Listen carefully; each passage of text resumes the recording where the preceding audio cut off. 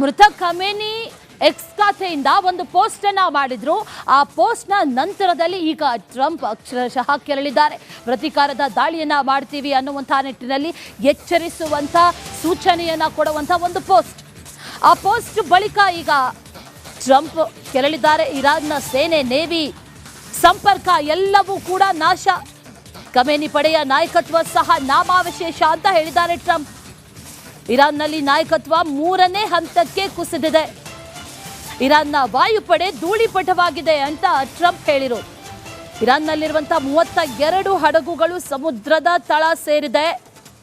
ಸೇನೆ, ನೇವಿ, ಸಂಪರ್ಕ ಎಲ್ಲವನ್ನೂ ಕೂಡ ನಾವು ನಾಶ ಮಾಡಿದ್ದೇವೆ. ಖಮೇನಿ ಪಡೆಯ ವಿರುದ್ಧ ಈಗ ಅಮೆರಿಕ ಅಧ್ಯಕ್ಷ ಟ್ರಂಪ್ ಕಿಡಿಕಾರಿದ್ದಾರೆ. We're doing by the way, in Iran, we're doing very well. Somebody said, how would you score it from 0 to 10? I said, I'd give it a 12 to a 15. Their army is gone. They're just about, look, their navy is gone. Their communications are gone. Their leaders are gone. 2 sets of their leaders are gone. They're down to their 3rd set. Their air force is wiped out entirely. Think of it. They have 32 ships. All 32 are at the bottom of the ocean. Other than that, they're doing very well, Coach. Very well. We're doing, our military is doing phenomenally. That's the big thing for this week. We seem to have a new thing every week. But the situation with a very bad and very sick group of leaders who were killing a lot of people. A lot of our people were being killed. They were being maimed. They were being destroyed with their. Iran ರಾಜಧಾನಿ Tehran ಮೇಲೆ ಮತ್ತೆ ಕ್ಷಿಪಣಿಯ ಮಳೆ ಸುರಿದಿದೆ. Israel ಪಡೆಗಳಿಂದ ಮತ್ತೆ ರಣಭೀಕರ ದಾಳಿಯನ್ನ ಮಾಡಲಾಗಿದೆ. West ಟೆಹರಾನ್ನ ಹಲವು ಭಾಗಗಳಲ್ಲಿ ಇದೇ ರೀತಿಯ ಬೆಂಕಿಯ ಮಳೆ. ಒಂದು ಕಡೆಯಲ್ಲಿ ಈ ಭೀಕರತೆ ಎಷ್ಟು ಮಟ್ಟಿಗೆ ವ್ಯಾಪಿಸಿಕೊಂಡಿದೆ ಅನ್ನೋದನ್ನು ಗಮನಿಸ್ತಾ ಇದ್ದೀವಿ. ಟೆಹರಾನ್ನಲ್ಲೂ ಕೂಡ ಅನೇಕ ದಾಳಿಗಳಾಗಿದೆ. ಬ್ಯಾಕ್ ಟು ಬ್ಯಾಕ್ ದಾಳಿಗಳಾಗಿರೋದು. ಟೆಹರಾನ್ ಆಗಿರ್ಬೋದು, ಬೈರುತ್ ಆಗಿರ್ಬೋದು, ಅನೇಕ ಕಡೆಗಳಲ್ಲಿ ಈಗ ದಾಳಿಯನ್ನು ಮಾಡಲಾಗಿದೆ. ಈ ಉದ್ವಿಗ್ನತೆ ಮತ್ತಷ್ಟು ತೀವ್ರಗೊಂಡಿರೋದನ್ನು ಗಮನಿಸ್ತಾ ಇದ್ದೀವಿ. ಇಸ್ರೇಲ್ನ ರಕ್ಷಣಾ ಪಡೆಗಳು ಟೆಹರಾನ್ ಮೇಲೆ ಈಗ ದೊಡ್ಡ ಪ್ರಮಾಣದಲ್ಲಿ ದಾಳಿಯನ್ನು ಮಾಡಿದೆ. ಈ ಹಿಜ್ಬುಲ್ಲಾ ಸಂಘಟನೆಗಳ ನೆಲೆಗಳು ಅಲ್ಲಿದೆ ಅನ್ನುವಂಥ ಒಂದಷ್ಟು ಮಾಹಿತಿಗಳಿದ್ವು. ಅವರ ಮೇಲೂ ಕೂಡ ಬಾಂಬ್ ದಾಳಿ ನಡೆದಿರೋದು ಈಗಾಗಲೇ ಗೊತ್ತಿರುವಂಥ ವಿಚಾರ. ಜೊತೆಗೆ ಅಲ್ಲಿ ಭಯೋತ್ಪಾದಕ ಮೂಲಸೌಕರ್ಯಗಳನ್ನು ಅವರು ಹೊಂದಿದ್ರು ಅನ್ನುವಂಥ ಕಾರಣಕ್ಕಾಗಿ ಈ ಭಾಗದಲ್ಲಿ, ಅಂದರೆ ಟೆಹರಾನ್ ಭಾಗದಲ್ಲಿ ಅನೇಕ ಕಡೆಗಳಲ್ಲಿ ಬಾಂಬ್ ದಾಳಿ. ಹಿಜ್ಬುಲ್ಲಾ ಪ್ರಮುಖ ಕೋಟೆ ಈ ಪ್ರದೇಶ, ಟೆಹರಾನ್ ಪ್ರದೇಶ. ಅದರಲ್ಲೂ ಟೆಹರಾನ್ನಲ್ಲಿರುವಂಥ ಈ ಭಾಗ ಇದೆಯಲ್ಲ, ಈ ದಹಿಯಾ ಅನ್ನುವಂಥ ಪ್ರದೇಶ, ಇಲ್ಲಿ ಸಾಕಷ್ಟು ಹಿಜ್ಬುಲ್ಲಾ ಸಂಘಟನೆಯಿಂದ ಇದ್ದಂಥವರಿದ್ದಾರೆ ಅನ್ನುವಂಥ ಮಾಹಿತಿ. ಆ ಸಂಘಟನೆಯ ನೆಲೆಗಳ ಮೇಲೂ ಕೂಡ ಈಗ ದಾಳಿಯನ್ನು ಮಾಡಲಾಗಿದೆ.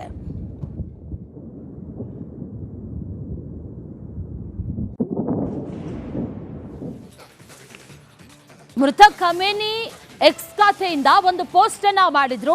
ಆ ಪೋಸ್ಟ್ ನ ನಂತರದಲ್ಲಿ ಈಗ ಟ್ರಂಪ್ ಅಕ್ಷರಶಃ ಕೆರಳಿದ್ದಾರೆ. ಪ್ರತೀಕಾರದ ದಾಳಿಯನ್ನ ಮಾಡ್ತೀವಿ ಅನ್ನುವಂತಹ ನಿಟ್ಟಿನಲ್ಲಿ ಎಚ್ಚರಿಸುವಂತ ಸೂಚನೆಯನ್ನ ಕೊಡುವಂತ ಒಂದು ಪೋಸ್ಟ್. ಆ ಪೋಸ್ಟ್ ಬಳಿಕ ಈಗ ಟ್ರಂಪ್ ಕೆರಳಿದ್ದಾರೆ. ಇರಾನ್ನ ಸೇನೆ, ನೇವಿ, ಸಂಪರ್ಕ ಎಲ್ಲವೂ ಕೂಡ ನಾಶ. ಖಮೇನಿ ಪಡೆಯ ನಾಯಕತ್ವ ಸಹ ನಾಮಾವಶೇಷ ಅಂತ ಹೇಳಿದ್ದಾರೆ ಟ್ರಂಪ್. ಇರಾನ್ನಲ್ಲಿ ನಾಯಕತ್ವ 3ನೇ ಹಂತಕ್ಕೆ ಕುಸಿದಿದೆ. ಇರಾನ್ನ ವಾಯುಪಡೆ ಧೂಳಿಪಟವಾಗಿದೆ ಅಂತ ಟ್ರಂಪ್ ಹೇಳಿರು. ಇರಾನ್ನಲ್ಲಿರುವಂತಹ 32 ಹಡಗುಗಳು ಸಮುದ್ರದ ತಳ ಸೇರಿದೆ. ಸೇನೆ, ನೇವಿ, ಸಂಪರ್ಕ ಎಲ್ಲವನ್ನೂ ಕೂಡ ನಾವು ನಾಶ ಮಾಡಿದ್ದೇವೆ. ಖಮೇನಿ ಪಡೆಯ ವಿರುದ್ಧ ಈಗ ಅಮೆರಿಕ ಅಧ್ಯಕ್ಷ ಟ್ರಂಪ್ ಕಿಡಿಕಾರಿದ್ದಾರೆ. We're doing by the way, in Iran, we're doing very well. Somebody said, how would you score it from 0 to 10? I said, I'd give it a 12 to a 15. Their army is gone. They're just about, look, their navy is gone. Their communications are gone. Their leaders are gone. 2 sets of their leaders are gone. They're down to their 3rd set. Their air force is wiped out entirely. Think of it. They have 32 ships. All 32 are at the bottom of the ocean.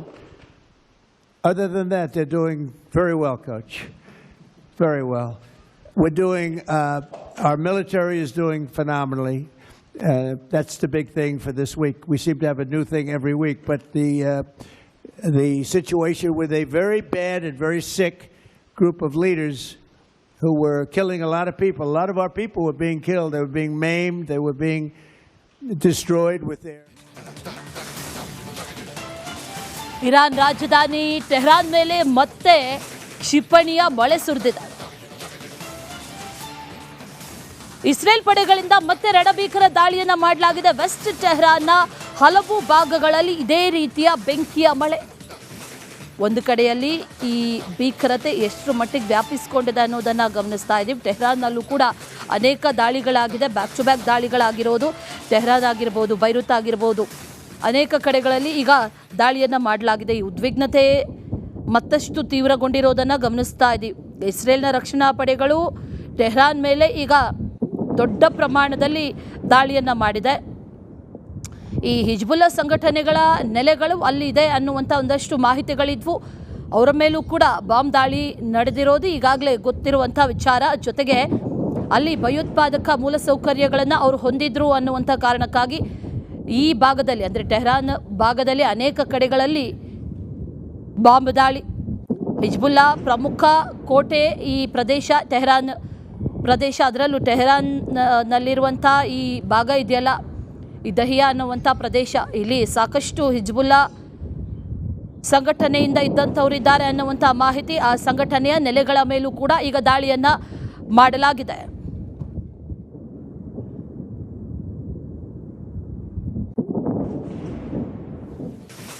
ಒಂದು ಕಡೆಯಲ್ಲಿ ಈ ಭೀಕರತೆ ಎಷ್ಟು ಮಟ್ಟಿಗೆ ವ್ಯಾಪಿಸಿಕೊಂಡಿದೆ ಅನ್ನೋದನ್ನು ಗಮನಿಸ್ತಾ ಇದ್ದೀವಿ. ಟೆಹರಾನ್ನಲ್ಲೂ ಕೂಡ ಅನೇಕ ದಾಳಿಗಳಾಗಿದೆ, ಬ್ಯಾಕ್ ಟು ಬ್ಯಾಕ್ ದಾಳಿಗಳಾಗಿರೋದು. ಟೆಹರಾನ್ ಆಗಿರ್ಬೋದು, ಬೈರುತ್ ಆಗಿರ್ಬೋದು, ಅನೇಕ ಕಡೆಗಳಲ್ಲಿ ಈಗ ದಾಳಿಯನ್ನು ಮಾಡಲಾಗಿದೆ. ಈ ಉದ್ವಿಗ್ನತೆ ಮತ್ತಷ್ಟು ತೀವ್ರಗೊಂಡಿರೋದನ್ನು ಗಮನಿಸ್ತಾ ಇದ್ದೀವಿ. ಇಸ್ರೇಲ್ನ ರಕ್ಷಣಾ ಪಡೆಗಳು ಟೆಹರಾನ್ ಮೇಲೆ ಈಗ ದೊಡ್ಡ ಪ್ರಮಾಣದಲ್ಲಿ ದಾಳಿಯನ್ನು ಮಾಡಿದೆ. ಈ ಹಿಜ್ಬುಲ್ಲಾ ಸಂಘಟನೆಗಳ ನೆಲೆಗಳು ಅಲ್ಲಿ ಇದೆ ಅನ್ನುವಂಥ ಒಂದಷ್ಟು ಮಾಹಿತಿಗಳಿದ್ವು. ಅವರ ಮೇಲೂ ಕೂಡ ಬಾಂಬ್ ದಾಳಿ ನಡೆದಿರೋದು ಈಗಾಗಲೇ ಗೊತ್ತಿರುವಂಥ ವಿಚಾರ. ಜೊತೆಗೆ ಅಲ್ಲಿ ಭಯೋತ್ಪಾದಕ ಮೂಲಸೌಕರ್ಯಗಳನ್ನು ಅವರು ಹೊಂದಿದ್ರು ಅನ್ನುವಂಥ ಕಾರಣಕ್ಕಾಗಿ ಈ ಭಾಗದಲ್ಲಿ, ಅಂದರೆ ಟೆಹರಾನ್ ಭಾಗದಲ್ಲಿ ಅನೇಕ ಕಡೆಗಳಲ್ಲಿ ಬಾಂಬ್ ದಾಳಿ. ಹಿಜ್ಬುಲ್ಲಾ ಪ್ರಮುಖ ಕೋಟೆ ಈ ಪ್ರದೇಶ, ಟೆಹರಾನ್ ಪ್ರದೇಶ. ಅದರಲ್ಲೂ ಟೆಹರಾನ್ನಲ್ಲಿರುವಂಥ ಈ ಭಾಗ ಇದೆಯಲ್ಲ, ಈ ದಹಿಯಾ ಅನ್ನುವಂಥ ಪ್ರದೇಶ, ಇಲ್ಲಿ ಸಾಕಷ್ಟು ಹಿಜ್ಬುಲ್ಲಾ ಸಂಘಟನೆಯಿಂದ ಇದ್ದಂಥವರಿದ್ದಾರೆ ಅನ್ನುವಂಥ ಮಾಹಿತಿ. ಆ ಸಂಘಟನೆಯ ನೆಲೆಗಳ ಮೇಲೂ ಕೂಡ ಈಗ ದಾಳಿಯನ್ನು ಮಾಡಲಾಗಿದೆ.